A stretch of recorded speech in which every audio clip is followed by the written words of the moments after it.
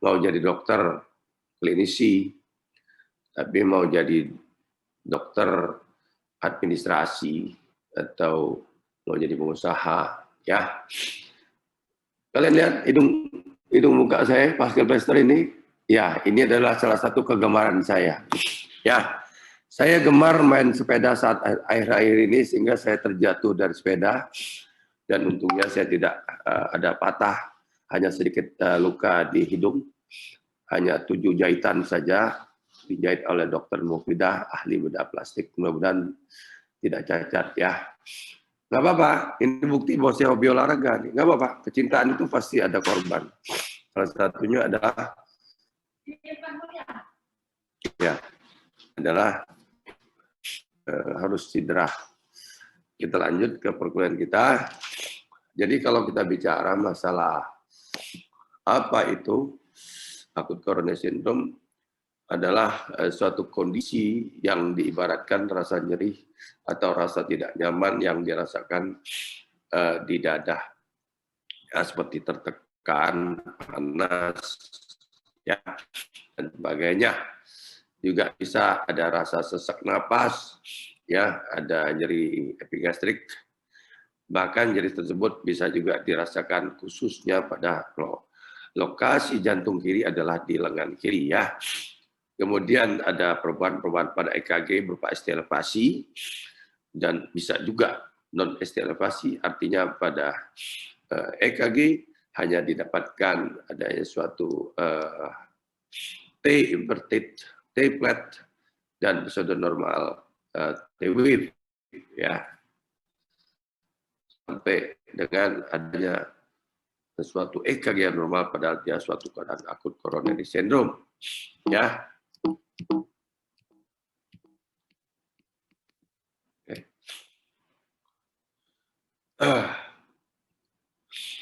Jadi akut coronary syndrome, akut infark itu apabila ada suatu nekrosis kardiomyosit, ya, akibat adanya sumbatan yang mendadak pada miokardium, ya. Dan peningkatan suatu cardiac troponin sensitivity atau kita sebut sebagai troponin T atau I, itu dapat menggambarkan suatu kerusakan, ya, pada dinding jantung yang bisa disebabkan oleh karena suatu simptom daripada iskemik miokard atau adanya suatu new iskemik atau juga dapat diikuti oleh perkembangan patologis Q pada gambar EKG, ya, hilangnya otot-otot miokardium akibat iskemik atau adanya suatu intrakoronarial thrombus, ya, yang dapat terlihat pada angiografi atau pada otopsi bila pasiennya meninggal dunia. Ya, jadi troponin T ini juga akan diikuti 99%-nya dengan kondisi-kondisi yang saya sebutkan tadi. Ya, tipe-tipe pada awal akut coronary syndrome itu ya bisa berupa substernal chest disconfirm dengan karakteristik, quality dan durasinya, dan diindus oleh suatu exercise atau emotional stress, dan ini akan sangat respon dengan pemberian nitrogliserid, ya, atau kita nitrat dan istirahat, ya. Pada angina atipikal dia hanya 2 dari 3 keluhan di atas, dan apabila non kardiak hanya 1 saja. Bisa saya nyeri dada, belum tentu itu suatu akut coronary syndrome, ya. Jadi khas pada suatu kondisi akut coronary syndrome itu adalah ada rasa nyeri, ya, yang dirasakan lebih dari 20 menit, peningkatan daripada simpatetis, tanda-tanda simpatetis, ya, selain disebutkan di atas, ada juga ya gangguan pernapasan, asma pendek, sulit bernapas, bahkan palpitasi. Nah, apabila kondisi ini terus berlangsung, dia akan menjadi suatu kondisi shock ya, akibat sumbatan mendadak tadi dengan gejala-gejala letargi, sinkopa, bisa sampai sudden cardiac death. Ya, kalau orang kita bilang angin duduk, ya angin duduk. Wah, ini memang bahaya sekali. Ini kita lihat sensitivitas dan spesifisitas dari akut coronary syndrome pada jenis kelamin. Ya, kita lihat bahwa perempuan lebih merasa punya feeling ya. Artinya begitu dia memang punya suatu akut coronary syndrome, dia lebih cepat merespon, dia lebih cepat merasakan dibanding laki-laki. Ya, kemudian apalagi ada upper back pain ini, wah perempuan sampai 34%, laki-laki 15% biasa aja lah katanya. Ya, oke. Nah, stratifikasi simpelnya adalah bila mana kita melihat suatu ST elevasi, maka troponin T levelnya akan cepat meningkat, terutama pada 24 jam sampai dengan hari ke-7, ya. Sedangkan kalau kita menggunakan misal kalian di sebuah rumah sakit ya, kalian itu misalnya memberikan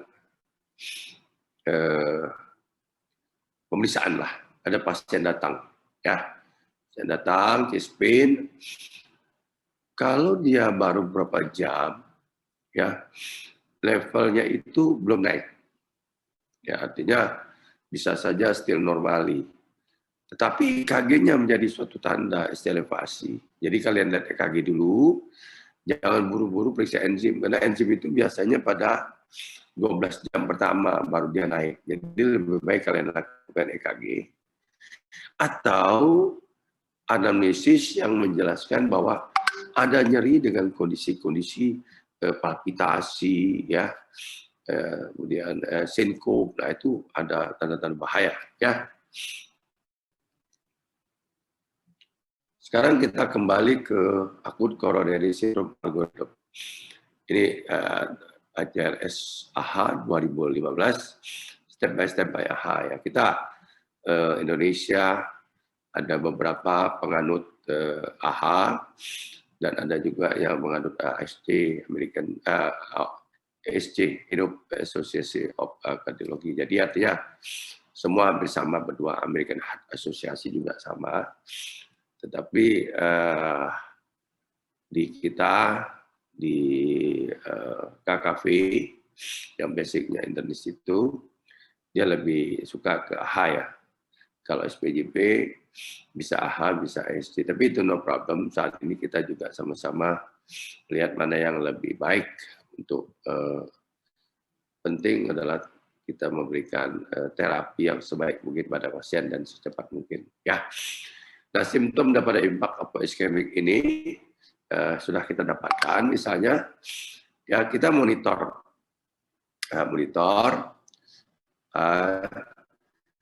ABC, kemudian apakah kita memang harus CPR, ya.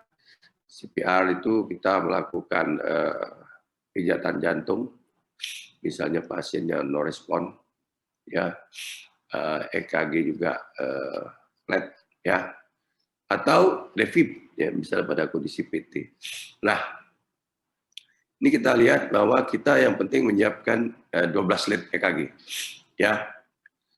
Kemudian kita apakah melakukan simultan secara segera, ya, ada alat-alat misalnya di bawah 10 menit, ya, atau kita segera melakukan suatu pengobatan dengan pembahasan oksigen. Ya, ada dua, yaitu cek vital sign, ya, O2 saturasi.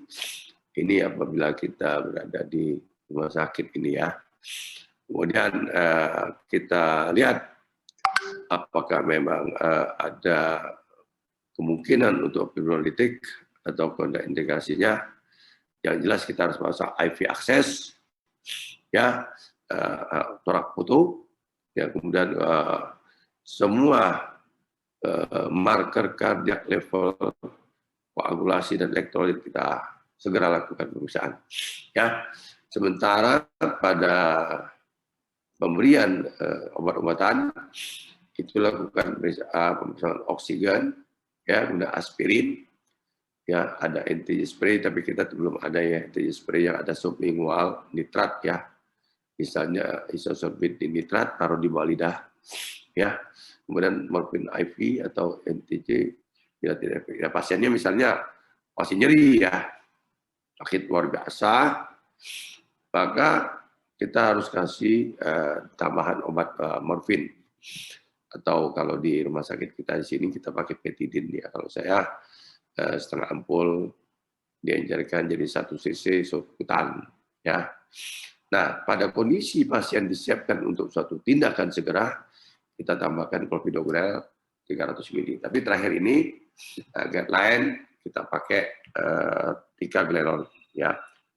Dosisnya 4 tablet, 4 kali 90 ml, ya.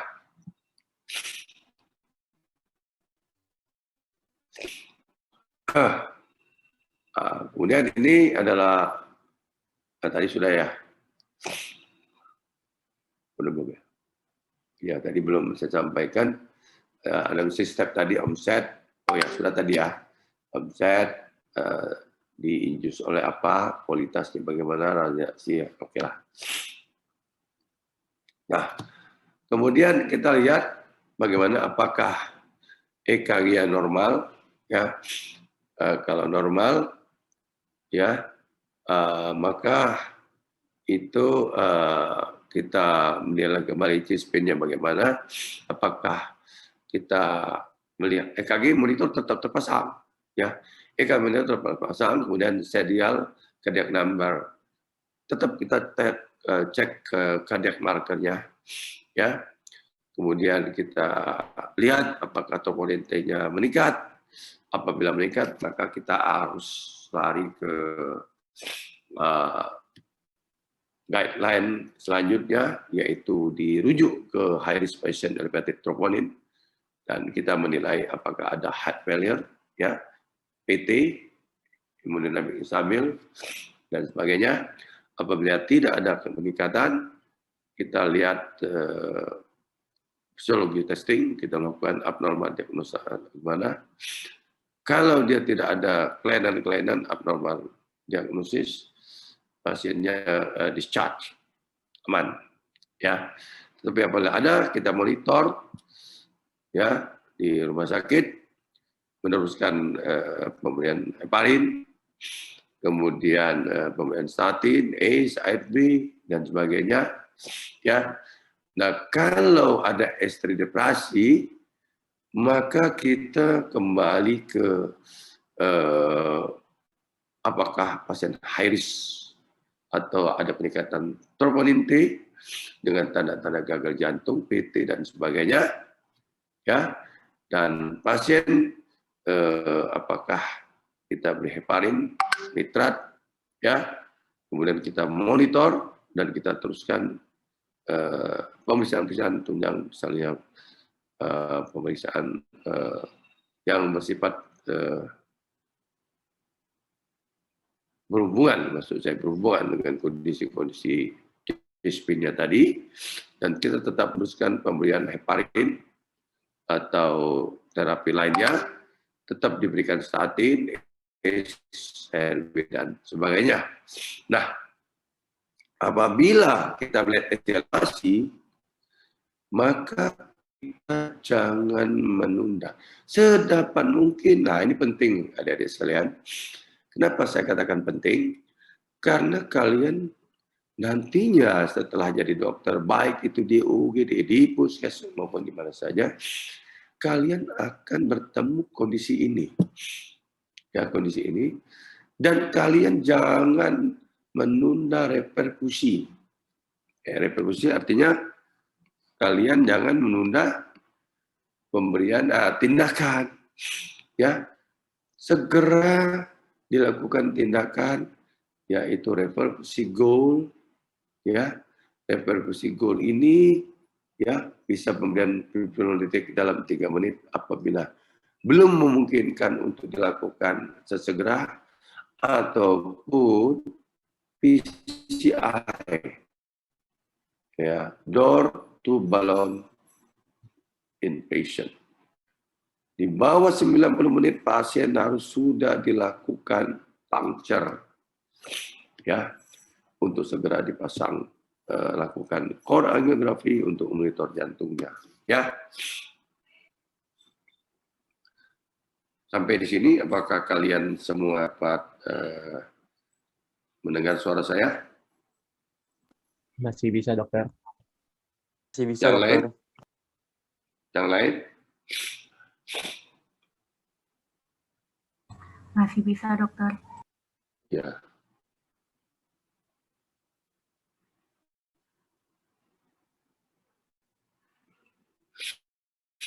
Kayaknya ngilang nih. Mana ini?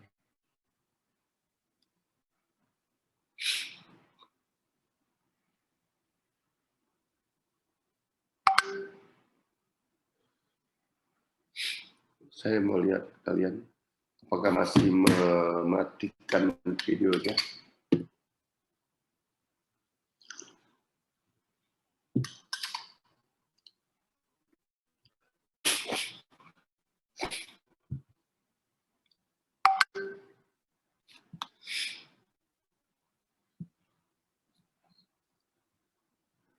Lihat, golden period.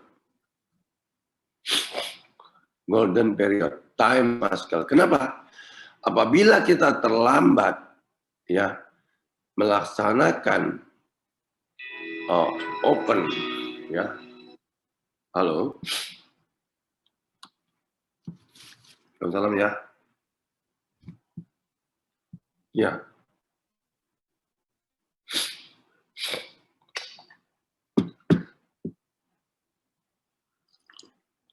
Harus. Ya, masih. Salam.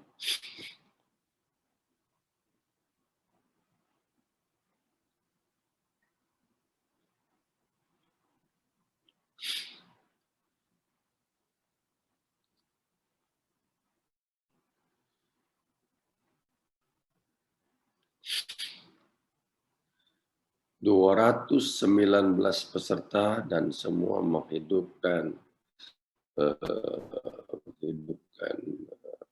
videonya, luar biasa.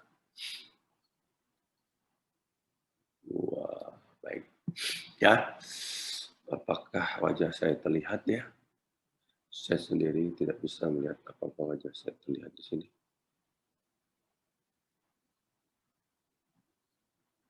Wah, Perius Nizar nampak wajahnya. Ya. Baik. Oke. Saya akan melanjutkan sharing bersama adik sekalian para calon dokter pada penerus generasi, para penerus kami. Ya, jadi kalau kita melakukan suatu pemeriksaan, tentu kita juga akan harus juga memikirkan diagnosa lain, karena belum tentu itu semua adalah akut coronary syndrome. Apa saja differential diagnosisnya? Kalau itu suatu gangguan pada kardiak, maka bisa saja dia suatu mioperikarditis, kardiomiopati, ataupun suatu kondisi aritmia seperti tachyarrhythmia, bahkan bisa akut heart failure, emergensi hipertensi, ya, apakah aorta valve stenosis, Takotsubo syndrome, coronary spasm, dan cardiac trauma. Kalau dia pada paru, bisa kita lihat apakah ada pneumotoraks. Pada vaskular yang penting, apakah ada aorta diseksi, robekan. Ya, pada lambung, esophagitis, ya, reflux atau spasme, pankreatitis, ya, jangan. Ini seringkali terjadi, pankreatitis, ya, Dikira jantung ternyata dikira jantung ternyata kolesistitis. Saya sering kali dapatkan. Ada ortopedi, muskuloskeletal disorder, trauma, ya, osteochondritis, cervical spine, kemudian bisa juga anxietas disorder, ya, bahkan anemia, ya, dan diagnosa yang menyebabkan kematian ini penting di garis merah, yaitu suatu akut coronary syndrome, 2 aortic dissection, dan 3 pulmonary embolism. Jadi kalau ada pertanyaan, ya, differential diagnosis daripada chest pain yang bisa menyebabkan kematian adalah 3 ini, ya. Pas nanti saya tanyain, jangan lewat, ya. Oke.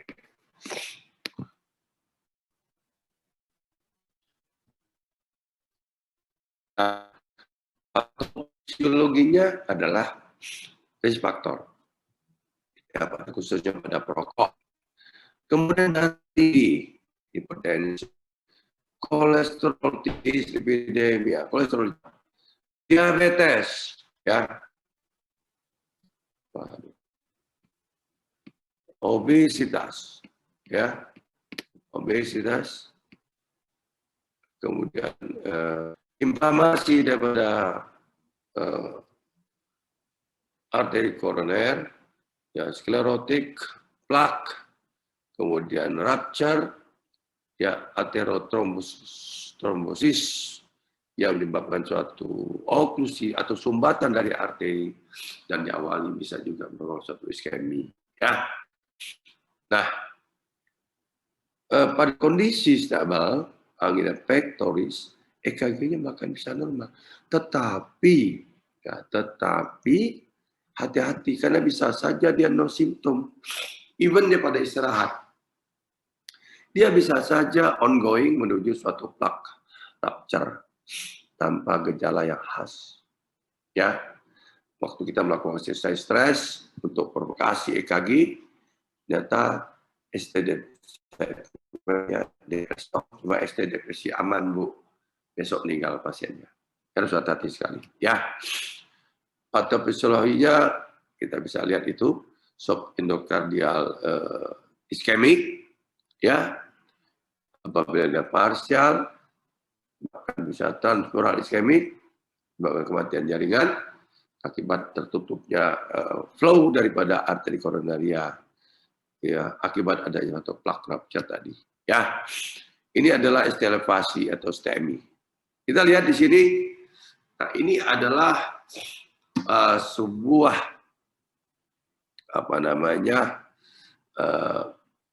ilustrasi daripada kematian jaringan akibat sumbatan, ya.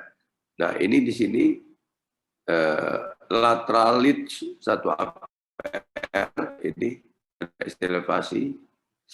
Kita lihat ini sumbatan di sini. Lateral lead. Apabila inferior, maksud saya apabila sumbatannya itu di 1 APL di sini, ini lokasinya di sini, ya, maka kita akan melihat ST elevasi itu di 1 APL, gelombang ST elevasi di 1 APL, dan resiprokal atau bayangan cerminnya adalah di 3 APF. Kenapa? Karena dia berhadapan-hadapan. Ini 1 APL, ini 3 APF. Jadi kalau ini gambarannya naik, tentu ini gambarannya itu turun. Karena bayangan cermin kan. Nggak mungkin bayangan cermin itu, saya lihat dia lihat dari belakang. Kan impossible. Jadi sama-sama lihat. Itu saling berpandangan lah. Nah, sama seperti gambaran ini, ya. Maka di sini kita lihat, ya, gambar, misalnya ini nih. Nah, ini ya. Ini misalnya yang kena septal V1 V2. Maka septal ini nggak punya bayangan cermin. Dia punya bayangan cermin lateral. Ya, lateral, anterolateral, dan inferior. Inferior bolak-balik sama lateral tadi. Kalau lateral 1 AVL bayangan cermin 3 AVF. Tapi kalau inferior yang kena Maka bayangan cerminnya jadi 1A APL ya. Keluar nanti ujian. Ya paling ya. Yang kayak gini nih. Saya tanda-tandain, saya keluarin. Ya. Apakah kalian dengar semua? Tes. Dengar, Dok. Dengar. Halo.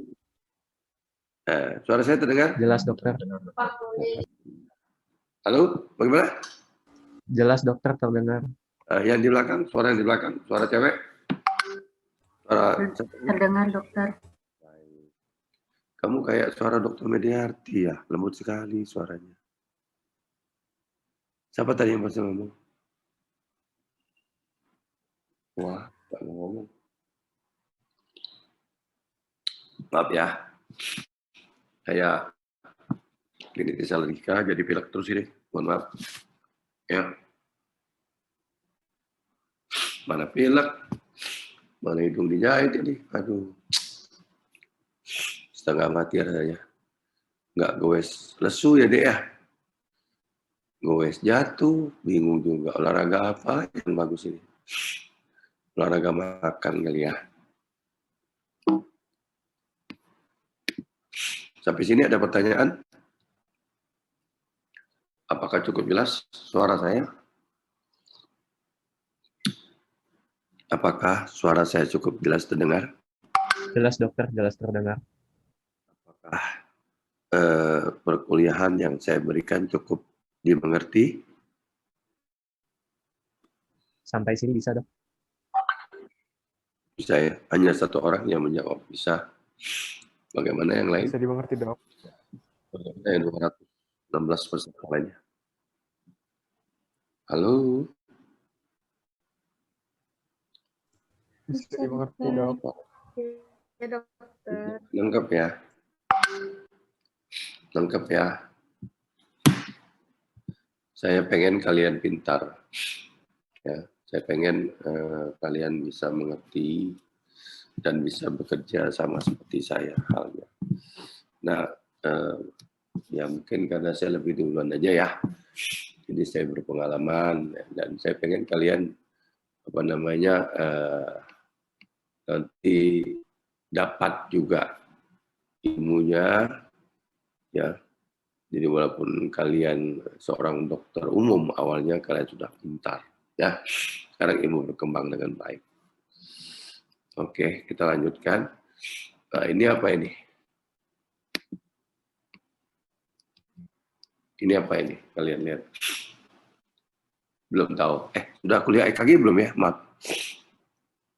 Kuliah EKG sudah? Sudah, Dok. EKG normal, dokter. EKG normal sudah? Sudah, dokter. EKG patologis? Masih dalam proses, dokter. Ada lagi nanti kuliahnya hari ini. Ya, ini ditelan aja dulu kalau gitu deh ya. Ditelan dulu. Ini apa ini? Ada yang bisa jawab? Apa ini? Izin menjawab, dokter. Yap. Tampaknya ada STEMI di 23 APF, kemudian 100 sudah, tidak usah jawab lagi. Anda benar. Setuju saya. Berarti Anda penerus Kak Iki. Ya. Kak Iki anak saya saat ini sedang meneruskan pendidikan di FKUI, ya, di Fakultas Dokter. Di FKUI diambil sekolah ahli jantung setelah selesai dokter umum. Ya, bagus, banyak penerus-penerus kalian. Ya, ini penting juga untuk scoring STEMI. Ya, tadi kita lihat TIMI score untuk STEMI, apakah usia, apakah blood pressure-nya, apakah heart rate-nya, ya, kilip di sebelah kanan kita lihat klasifikasi ya. Kalau dia anteng-anteng aja kilip 1. Apa dia ada sampai cardiogenic shock kilip 4. Jadi kita nilai semua ini, ya. Bagus lagi kalau ada cardiac index, normal dari capillary pressure, termasuk lihat pasangnya. Biasanya kita menilai STEMI risknya, lihat bagaimana dia.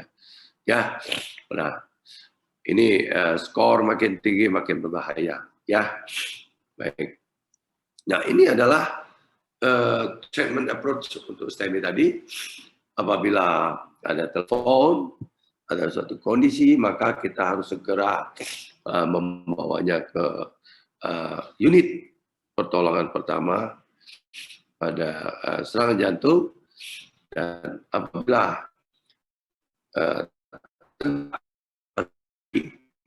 proses STEMI di sini, maka kita harus segera melakukan primary open.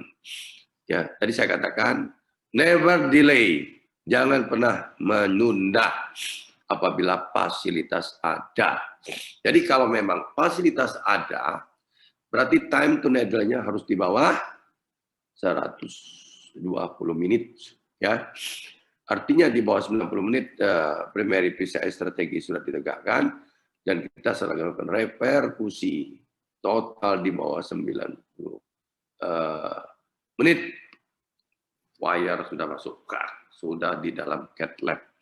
Tetapi apabila jauh di dusun sana tidak ada fasilitas cath lab, artinya kemungkinan kalau kita lakukan PCR lebih dari 2 jam karena memakan waktu 3-4 jam perjalanan dari daerah, maka kita bisa melakukan suatu fibrinolysis strategi yang dilakukan dalam waktu di bawah 10 menit di sana, di rumah sakit. Jadi kalian boleh melakukan streptase, ya. Ini saya lihat adik-adik ini takut dia melakukan, takut ini. Kan kita ada guideline-nya, ya. Jangan takut, lakukan saja, ya. Nah, ini kalau dia ada fasilitas. Kalau tidak ada, ya, maka kita melakukan strategi reperkusi litik bolus tadi. Nah, apabila kita merujuk ke PCI center, maka diagnosa STEMI sudah ditegakkan, di bawah 1 jam reperkusi ini harus segera dilakukan. Karena ya, menunda primary atau open oklusi tadi akan menyebabkan kematian jaringan. Maka ada istilah time to needle, 2 jam pertama. Menyelamatkan kerusakan daripada otot-otot jantung. Apabila rusak, maka dia akan menjadi heart failure, gagal jantung. Dan itu artinya dia akan menjadi pasien abadi. Pasien selamanya. Kasihan sekali. Dosa kita itu menunda-nunda itu. Banyak ya pasien kasus ini harus segera dibuka, ditunda. Rusak otot jantungnya, pasien abadilah dia. Pasti sesek terus dia. Sespin, sesek terus berobat cari dokter jantung seluruh Indonesia. Bahkan ke luar negeri bolak-balik sakit. Nah, makanya jangan pernah menunda, ya. Jangan pernah menunda. Kalian sudah tahu, kalian sudah pintar, ya. Oke. Nah, ini lanjutan. Tadi saya katakan bahwa di dalam 2 jam pertama kita harus melakukan, ini di bawah 2 jam harus dilakukan segera strategi PCI, ya. Ya, di bawah 90 file crossing sudah dilakukan apabila kita ada PCI center atau cath lab, ya. Oke. Nah, sekarang kita bicara di sini. Kalau STEMI, kita di kanan, STEMI, ya, maaf, kita mulai dari awal, ada omset STEMI, ada omset T-Spain, nah, maka early fase STEMI adalah apakah strategi primary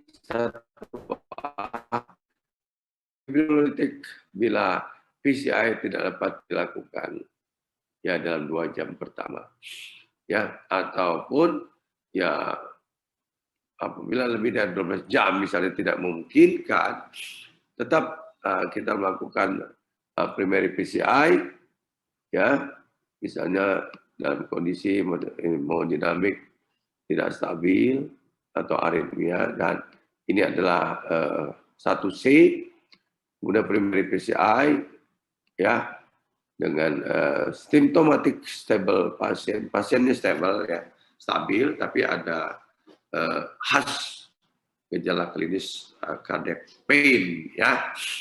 Dan apabila ada resonance STEMI, kita melakukan rutin PCI. Jadi beberapa saat pasiennya kita tunda atau karena sesuatu hal ataupun adanya suatu STEMI ulangan, kita lakukan PCI ya.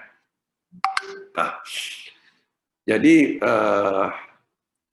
apa yang harus kita lakukan apabila kita memikirkan ini adalah satu kasus STEMI ya, EKG 12 lead ya, EKG monitor yang ada David, kemudian menggunakan posterior chest weight lead, misalnya kita curiga adanya suatu posterior infarct dan sebagainya.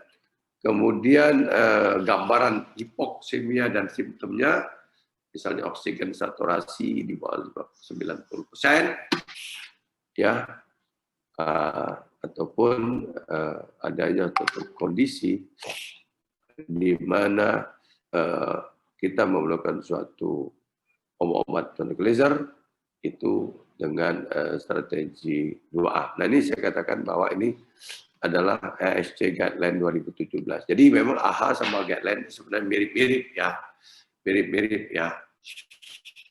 Ya, jadi kalau pada kelas 1 level B itu segera memasang EKG kita dan menginterpretasikannya secepat mungkin, as soon as possible. Ya, ini adalah primary PCI. Ini misalnya ada suatu kondisi kematian dengan infark, kita memasukkan di sini adalah balon angioplastik kateter. Ya kita balon dulu, sudah kita balon, ya baru kita memasukkan apa namanya stent, ya bisa juga kita aspirasi trombotik material misalnya. Di sini adalah bagaimana kita memasang stent. Kemudian lihat gambar EKG awalnya normal, echo normal, EKG, tetapi apabila ada penyumbatan seperti ini, ada elevasi, ya, maka kita segera memasang apa namanya balon dan memasang stent, dan akhirnya EKG-nya akan berevolusi ya menjadi suatu ST elevasi turun karena ada perbaikan flow yang saya katakan. Oke. Jadi di sini bagaimana menilai kesuksesan dalam terapi apabila EKG-nya kembali normal, ya itu kuncinya. Kemudian bagaimana kita melakukan checklist di sini ya, checklist. Oke. Checklist fibrinolytik, ini checklist fibrinolytik. Misalnya kalian bilang, oh kita nggak mungkin melakukan satu primary karena tidak punya fasilitas atau pasien yang nggak mau, ya pasien yang nggak mau. Aku belum siap dipasang stent misalnya, belum siap, maka kita melakukan fibrinolytik, ya. Tetapi harus ada checklistnya. Ini checklistnya nanti baca kalian ya, boleh kalian melakukan. Sebagai dokter umum boleh. Pasien nggak mau di daerah. Tapi kita harus segera lakukan tindakan. Maka kita lakukan tindakan misalnya pakai sentase, dan kita harus punya checklist untuk STEM ini. Ini semua ditanyakan. Nah, ya, bagaimana? Kemudian kalau kita yakin aman, boleh kita lakukan fibrinolytik, ya. Nah, di sini banyak jenis-jenis fibrinolytik yang dipakai. Ada streptococcus nas, ya saya katakan tadi yang sangat familiar di kita. Ya, ada teplase, Adaplase ini yang dipakai untuk apa? DSA. DSA yang sangat terkenal sekarang ya, untuk katanya menghancurkan plak di otak ya. Kemudian memberikan antiplatelet terapi yaitu aspirin, clopidogrel, dual antiplatelet DAPT, dual antiplatelet terapi, dan ini adalah dosis daripada antikoagulan terapi, kalian bisa lihat ya. Enoxaparin, OFH, biasanya kita tinggal suntik aja, nggak usah pusing, jebet, sudah ada dosisnya itu ya. Kalau pakai enoxaparin ya, biasanya kita pakai dosis 0,6 ya pada berat badan di atas 45 kilo ya, atau 0,45 di bawah 45 kilo, tinggal suntik aja ya. Banyak yang aman gitu, nanti bisa pintar sendiri kalian. Pendoparinok itu 1 kali 2,5 ya, suntikan suntik ya. Yang sekarang lagi top itu adalah enoxaparin sama fondaparinok ini. Kenapa? Pasien COVID itu biasanya hiperkoagulasi, jadi kita suntik juga obat-obatan ini. Hiperkoagulasi ya, kental darahnya. Jadi pasiennya chest pain, sesak napas akibat Tante Ona ini. Wah, kacau nih, Tante Ona ini kejam ya. Pasiennya sampai sesak-sesak ya, bahkan kematian karena hiperkoagulasi. Jadi disuntik pakai enoxaparin yang terkenal, Lovenox ya, atau fondaparinok ya, yang terkenal sebagai Aixtra ya. Nanti banyak lah. Nanti kalian udah ada di dokter, nanti mungkin mereknya udah ribuan ya, sekarang udah puluhan, pusing kita pilih yang mana aja lah ya. Yang penting bisa tertolong lah pasien ya. Jadi pada STEMI ya, ini omset epidemiologi dapat diberikan ya pada pasien non STEMI HS, tapi juga kita harus mewaspadai perdarahan alergi reaksik ya. Jadi artinya hati-hati diberikan, dan kita harus benar-benar mengawasi perdarahan alergi ini. Jadi tanyakan benar ini ya. Kemudian successful sign daripada fibrinolytik ini yang saya katakan tadi, chest pain berkurang, ST elevasi juga menurun, aritmia juga tidak ada lagi. Kemudian rescue PCI disiapkan bila kita gagal menterapi fibrinolytik ini. Jadi artinya begini, semua ada risiko. Semua ada risiko. Tidak mau dilakukan pemasangan stent. Kita kasih fibrinolytik steptase, tapi tentunya kita pakai data awal tadi ya, ditanyakan betul. Ya, apakah ada perdarahan atau tidak, segala macam tadi. Dan kalaupun itu aman, tetap saja kita harus mengontak rumah sakit ya yang ada cerita scat lab ini untuk mengevaluasi ya tindakan steptase tadi, sekaligus menyiapkan kemungkinan adanya suatu rescue PCI untuk segera dan tetap harus dipasang CAT ya, harus dilakukan koreografi. Komplikasi STEMI, nah, ini komplikasi STEMI apabila terlambat ya.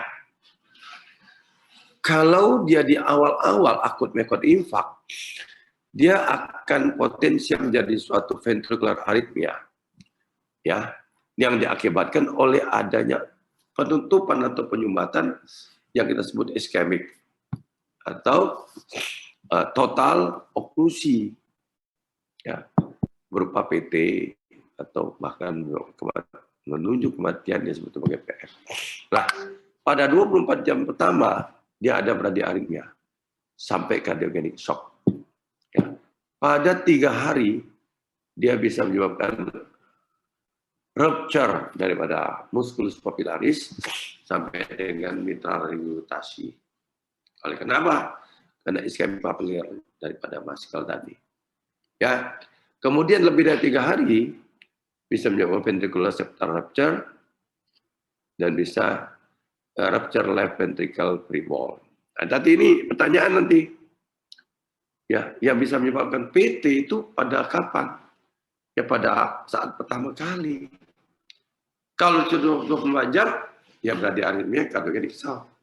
Lebih dari 3 jam dia selamat, lebih dari 24 jam dia selamat, ya pada 3 hari ada mitral regurgitasi, papillaris muscular rupture.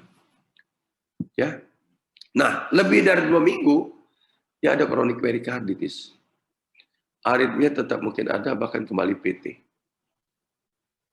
Ya. Nah, ini yang harus kita amati. Bisa AF, bisa heart failure, bisa ventricular dysfunction dan sebagainya oleh karena impact tadi. Ya. Nah, non-ST elevasi. By the way, kita sampai jam berapa ya? Halo? 9.40 dok. Kita sampai jam berapa? 9.40. Berapa?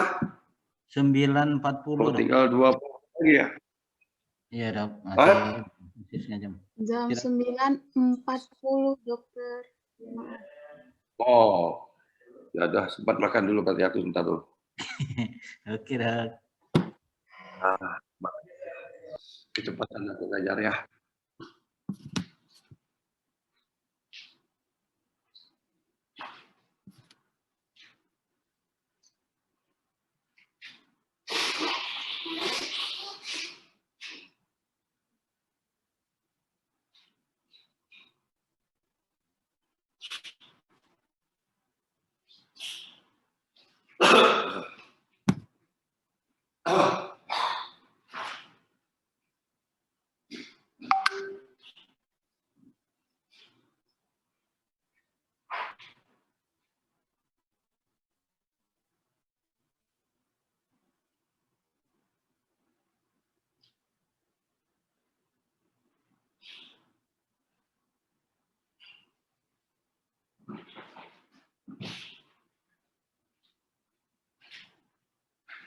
Nggak jadi makan.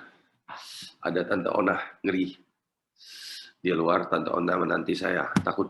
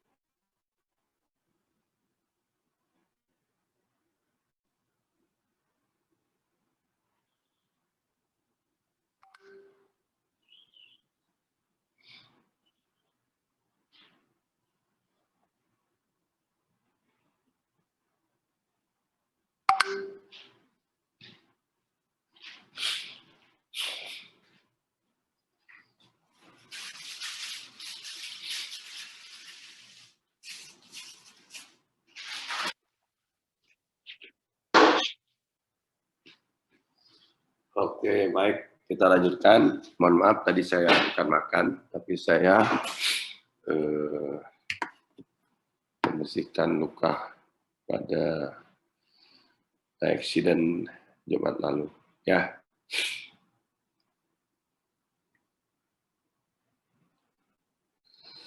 Oke.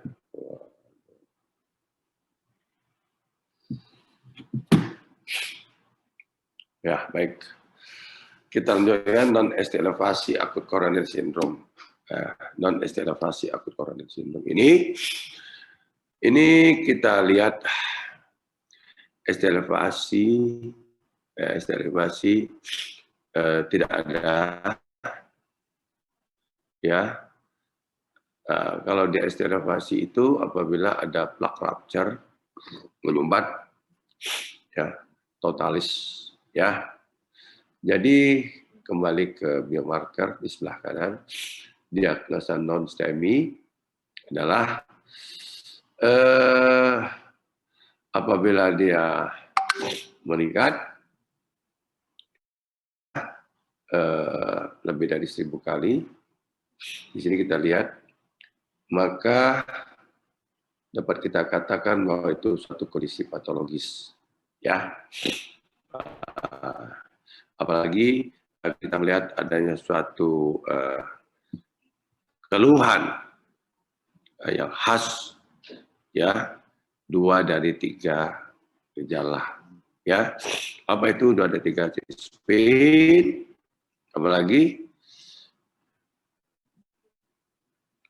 peningkatan biomarker kardiak laboratori, ya, walaupun EKG-nya still normally, ya. Oke. Ini ditandai.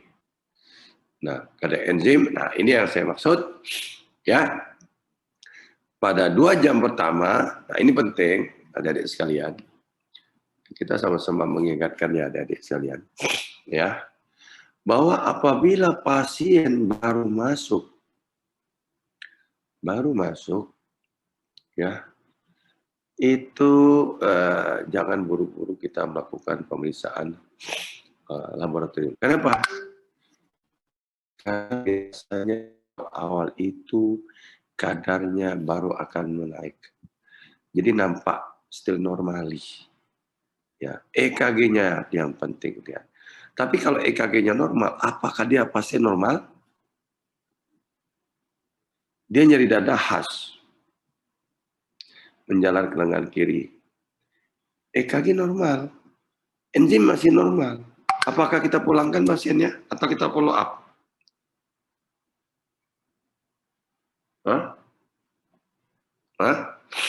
Bagaimana? Izin dokter, mungkin follow up dulu. Di follow up dulu. Ya, kalau dia khas, kita follow up. Jangan buru-buru dipulangkan. Ya. Tiba-tiba pada hari pertama dia di sini kan hari pertama, ya, dia masih nampak normal. Apalagi CKMB-nya. Hari kedua dia baru naik tuh, tapi CKMB udah mulai turun. Periksalah troponin T atau I, ya. Ya, ini rekomendasi diagnosa stratifikasi, ya. Kita lihat di sini clinical history, symptom, vital sign, dan other finding EKG apa yang kita lihat itu 1B, ya, kelasnya 1B, ya. Nah, tapi kalau kita misalnya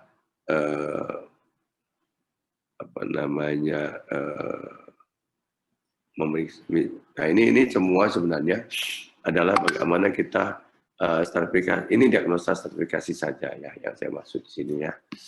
Diagnosa stratifikasi saja dan level cost-nya ya. Ini yang penting ini. Kita penting membuat satu EKG dan sebagainya, termasuk laboratorium, untuk menilai daripada kepentingan menegakkan diagnosa. Ya, ini juga penting. Ronsen lihat ya, monitor penurunan STEMI ya harus tetap kita monitor dengan ketat. Pada non STEMI, misalnya antikoagulan yang kita berikan, yang tadi saya katakan di awal-awal tadi kita sambil kita mempersiapkan tindakan, kan dia non STEMI, bukan STEMI, ini non STEMI, antikoagulan kekurangan airnya yang diberikan, misalnya kita berikan enoxaparin, ya, maka kita harus menilai bleeding risk-nya bagaimana. Sini bleeding risk. Kalau dia low, oke. Ya, kita berikan terus. Ya. Kemudian kita mulai kemarin ya. Di sini ada obat-obat yang diberikan aspirin, clopidogrel dan sebagainya. Ya, kalau dia very high, maka dalam 1 tahun saja cukup kita berikan terapi ya obat-obatan tadi, karena ini akan menyebabkan bleeding dan biasanya kita hanya memakai clopidogrel saja, ya. Ini rekomendasi antiplatelet, ya, artinya apa yang diberikan, ya, misalnya pemberian oral dosis. Kalau saya biasanya beli dosis 1 kali 1 tablet saja untuk menjaga kondisi pasien biar tetap jangan sampai terjadinya rupture plak, ya. Penting juga kita memberikan statin ya. Jadi itu kalau secara sederhananya kita menjaga tensi, gula darah, ya,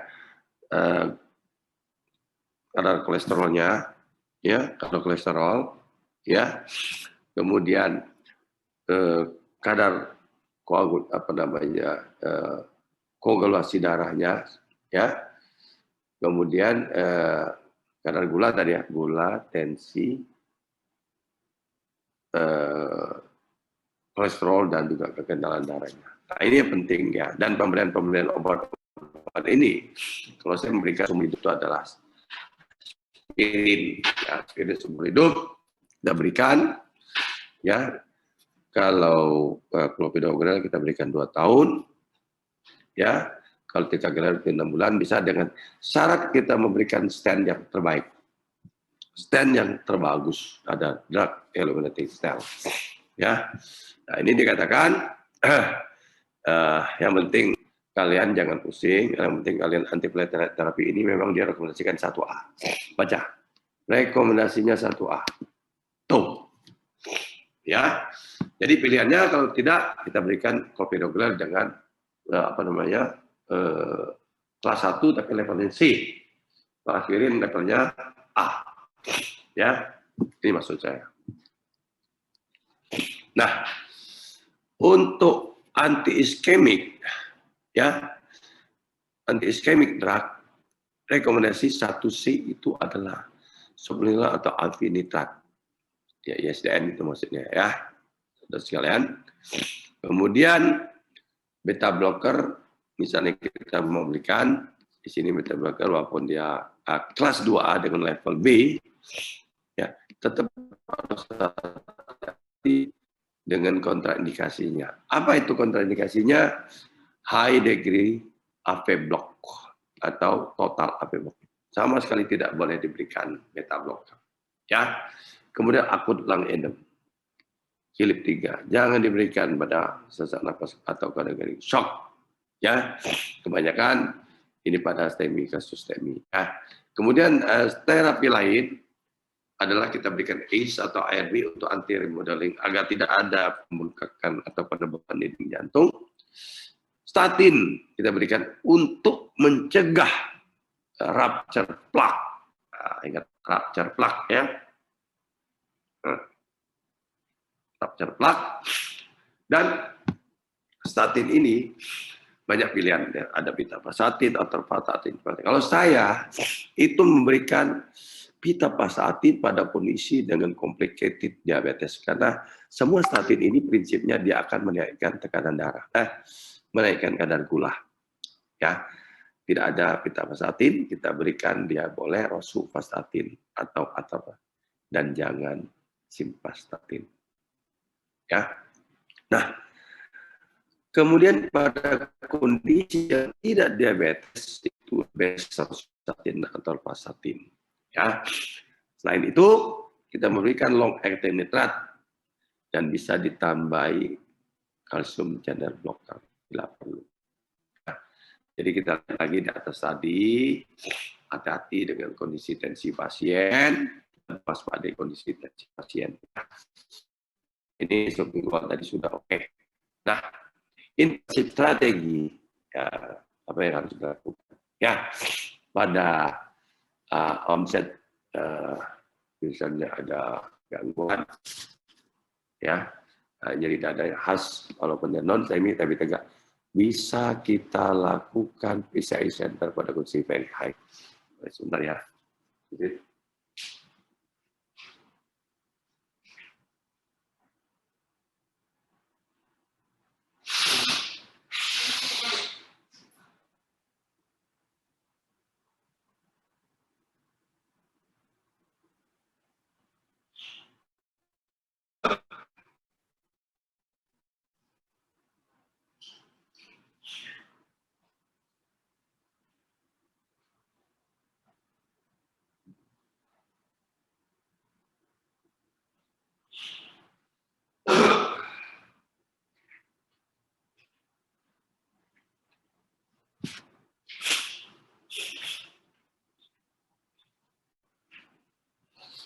Ya.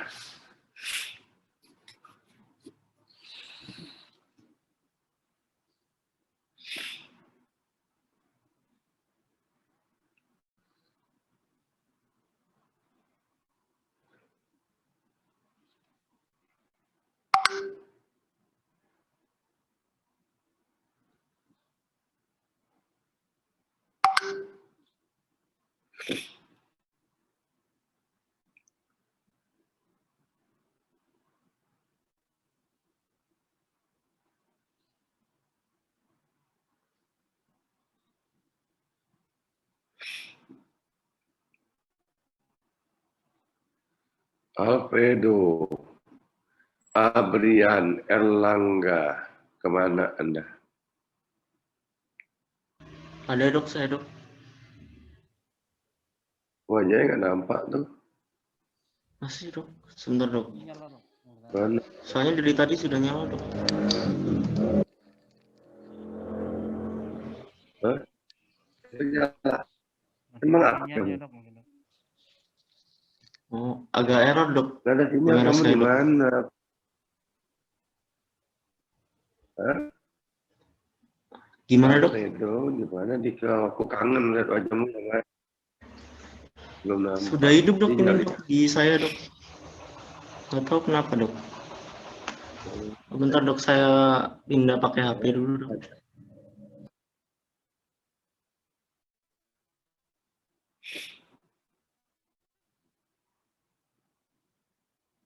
HP saya lambat kali ya. Nah, parah ini.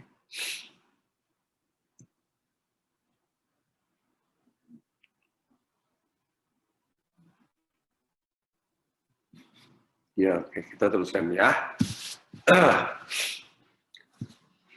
Saya mau tanya, sampai di sini ngerti nggak? Halo? Sampai di sini ngerti nggak? Lumayan dok, tapi sepertinya harus banyak mengulang lagi masih. Iya, pusing ya. Berat ya? Berat ya? Iya, nggak usah kalian, internet saja pusing kuliah saya ini. Internet saja pingsan dia. Susah sih memang kuliah jantung ini, koroner kalau mau diseriusin ya seperti ini. Saya kasih tahu jujur ya, kalau kalian mau serius masalah kardiak ini, sulit banget. Ya, sulit. Sulit itu nikmatin aja. Oke, kembali ke kondisi simptom omset daripada non-STEMI tadi. Kalau dia very high, ya, yang kita nilai dengan beberapa apa namanya data tadi di kuliah sebelumnya, ya. Jadi penilaian daripada non-STEMI. Nah, kita mundur sedikit. Ini very high, ya. Gimana kita nilai tadi? Non-STEMI di sini, ya. Kita melihat adanya peningkatan kadar laboratorium yang tinggi, misalnya, ya, dengan gejala yang khas, ya, walaupun dia normal, maka dia harus segera kita bawa dia kemana? Maka dia harus segera, ya, ditransfer ke PCI Center, ke cath lab, rumah sakit yang ada fasilitas kateterisasi jantung.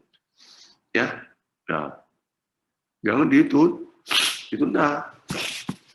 Karena non-STEMI itu sebenarnya parsial oklusi, parsial, ya. Nah, itu maksud saya. Itu apa namanya take home message ya. Aduh, hidung saya melang. Take home message itu, ya. Nah, jadi rekomendasi untuk coronary revaskularisasi atau pemasangan stent, ya, adalah hemodinamik instabil atau coronary syndrome dengan ST elevasi tadi, ya. Kemudian recurrent atau refractory chest pain, ya. Ada aritmia, ada infarct, mechanical complication, heart failure, due to heart failure, dia kemungkinan gagal jantung karena suplai tertutup, ya. Nah, ini yang membuat kita harus melakukan. Dan early invasive strategi dalam 24 jam direkomendasikan pada pasien dengan kondisi berikut. Diagnosa non-STEMI yang kita yakini dia akan apa namanya adanya, dan diagnosa non-STEMI yang kita yakini dia akan dia rekomendasikan pada seksi 3 tadi. Pada seksi 3 tadi kita lihat dinamik, ya, gangguan transient ST elevation menuju ST elevation atau grace risk-nya lebih dari 140. Ya, ini satu hal. Nah, sekarang important scoring pada non-STEMI, acute coronary syndrome, mortality hospital, ya. Grace risk-nya ini yang saya maksud tadi. High lebih dari 140. Ya, jadi ini ada nilai-nilainya di sini. Ya. Low, ya, cruciate score sini. Ini memang bikin pusing ini. Ya, nggak apa-apa ditelan aja dulu. Ya. Ini yang saya bilang tadi, short atau long term shock, acute lung edema dan potensial. 3 hal penting yang bisa menyebabkan kematian tadi apa? Ya, dampaknya. Ya, artinya suatu akut pulmonary edema bisa menyebabkan sistolic-nya turun, hipovolemik, ya, juga bisa menyebabkan kondisi-kondisi ini, low output cardiogenic shock, cek blood pressure, sistolic, blood, ini semua. Intinya adalah obat apa yang kita berikan, apapun itu. Apabila tekanan darah antara 70 sampai 100, dobutamine. 70 sampai 100 systolic blood pressure, dopamin, ya, dengan tanda shock, ya. Dan kurang di bawah 70 dengan tanda shock, norepinephrine. Ini penting pada waktu kalian jaga di UGD. Ini pilihan-pilihannya, ya. Barangkali itu saja yang dapat saya sampaikan. Mungkin kalian pusing, saya tahu ini berat sekali kuliah ini, tapi tidak apa-apa. Paling tidak kalian sudah familiar dengan nama-nama yang saya sebutkan tadi, ya, familiar dengan obat-obatan yang terpilih, dan terpenting kalian tahu bahwa kita tidak boleh menunda untuk segera membuka sumbatan, atau artinya harus segera kirim pasien ke fasilitas koraniografi atau kateter jantung. Harus segera dibuka. Ya, bila tidak, maka maskelnya akan rusak dan menjadi gagal jantung buat selamanya. Hancur harapan orang. Ya, barangkali itu saja pesan saya, adik-adik sekalian. Kalian adalah penerus bangsa, penerus kami. Saya berharap banyak pada kalian bisa menjadi dokter yang baik, ya. Dan juga tentunya mudah-mudahan kalian lancar dalam ujian, dan saya juga tidak akan kejam untuk membuat soal-soal yang luar biasa beratnya. Ya, saya ingin kalian pintar, itu saja. Ya, barangkali sampai di sini dulu perjumpaan kita. Ada pertanyaan barangkali sebelum kita tutup? Izin bertanya, dokter. Oh, silakan. Perkenalkan, saya Leo dari kelas Alfa. Saya hanya penasaran saja, dok, karena sering mendengar istilah ada kardioversi, ada defibrilasi. Ini perbedaannya apa ya, dok, sebenarnya? Oh, ya mungkin itu nanti di blog khusus ya. Tapi paling tidak kardioversi itu kita pada kondisi ventrikular takikardi misalnya, ya kita melihat apakah ada nadi atau tidak ada nadi, ya. Kemudian kita melakukan begini ya, kardioversi adalah istilah yang kita gunakan untuk melakukan apa namanya tindakan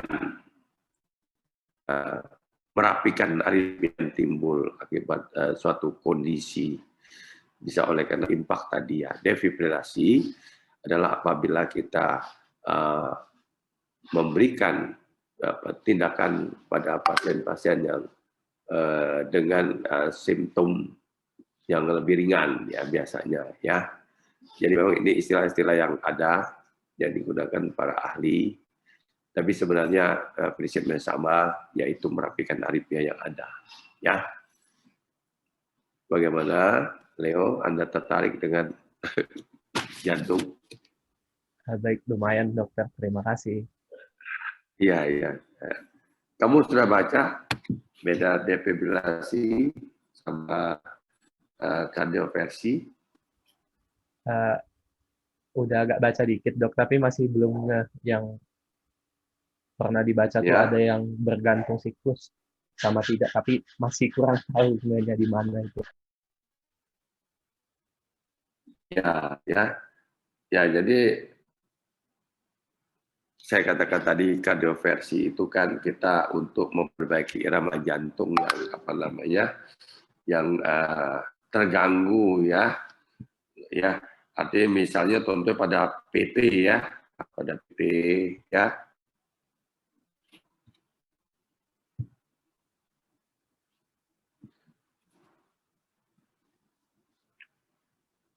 Harus WA dulu.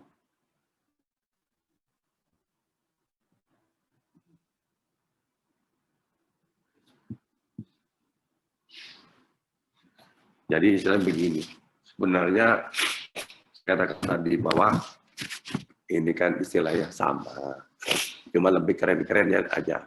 Kamu mau kasih istilah defib boleh, mau pakai kardioversi boleh, sama aja, ya. Jadi istilahnya suatu. Jadi kalau kita kardioversi itu lebih karena begini, kamu menghadapi pasien dengan serangan misalnya ventrikular takikardi. Maka kamu melakukan suatu tindakan untuk menormalisasi daripada kondisi PT-nya tadi, aritmia yang mengancam tadi. Ya. Sedangkan defib itu lebih ke arah istilah yang kita gunakan untuk merubah daripada irama jantung yang terganggu tadi. Nah, kita melakukan kita melakukan defibrilasi pada pasien dengan kardioversi misalnya. Nah, ini sebagai contoh demikian. Ya, halo. Halo, ya, bagaimana? Itu barangkali lewat. Baik, terima Halo. kasih, dokter. Ya. istilahnya pada kondisi aritmia kita harus melakukan DEFib. Nah, bagaimana melakukan DEFib? Dengan melakukan kardioversi 100 joule pada asynchronize misalnya. Nah, itu istilah kita gunakan demikian. Sama sebenarnya, ya. Jadi defibrillasi, DEFib, garis miring, kardioversi. Ya. Yang lain ada yang ditanyakan? Izin bertanya, dokter. Dokter, Ya, izin silakan. bertanya. Perkenalkan, saya Raja dari Beta. Mohon izin bertanya, dok. Kalau misalnya ada plak di pembuluh darah, dok, ada arteriosklerosis, itu kenapa kita pasang balon sama stent ya, dok? Kenapa? Apakah mungkin nggak, dok, kalau kita kayak ngambil gitu plaknya gitu? Apakah karena dia plaknya dilapisi tunika intima atau bagaimana, dok? Cuman penasaran aja. Terima kasih, dok, sebelumnya. Iya, saya bagus. Jadi gini, memang barangkali kalian pernah terbaca, terlihat atau melihat WA ya. Ini ada sumbatan plak, main sedot aja gitu kan ya, kayak mudah saja ngambil plak itu ya enggak. Jadi plak, nyumbat, ditarik begitu ya. Enggak demikian. Sesungguhnya yang terjadi tidak demikian sesungguhnya yang terjadi. Yang terjadi plak itu kan itu kolesterol jahat LDL. Ya, ada LDL di sana, ada trombus bukan darah di sana yang bersatu. Cukup keras. Tapi kalau pada awam dia masih lembut. Makanya kita masukkan balon. Tahu balon itu kita masukkan, kita kembangkan balon. Balon itu kan sangat lembut. Benar atau tidak?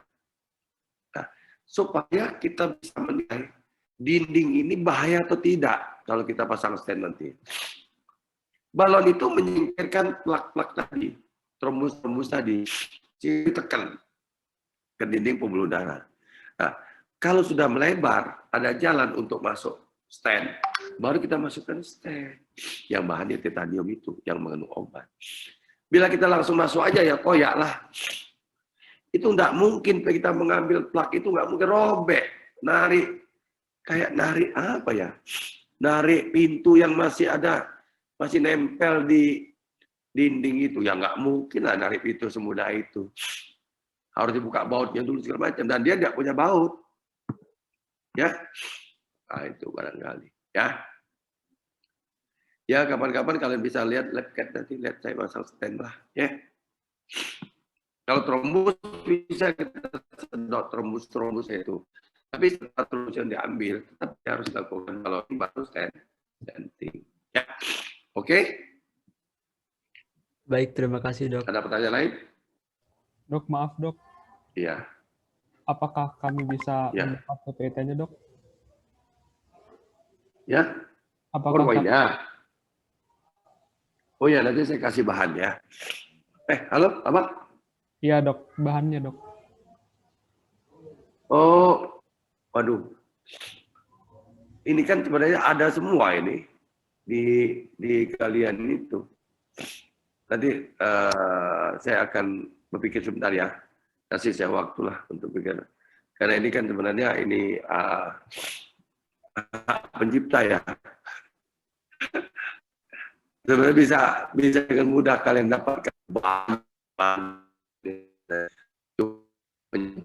Tadi saya katakan bahwa bisa di jurnal, bisa baca di jurnal, bisa baca di buku, ada semua. Ya, nanti kita percaya untuk ya. Maaf, dok. Maksud saya PowerPoint-nya gitu. Itu ya, dok, ya? Iya ya. Baik, dok. Nanti nanti semua orang punya saya. Nah, bocor dong. Oke. Ya nanti kasih waktu saya untuk berpikir ya. Oke. Baik, terima kasih, dok.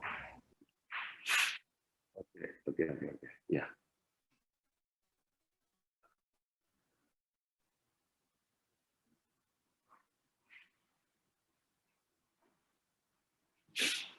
Baik, barangkali karena waktu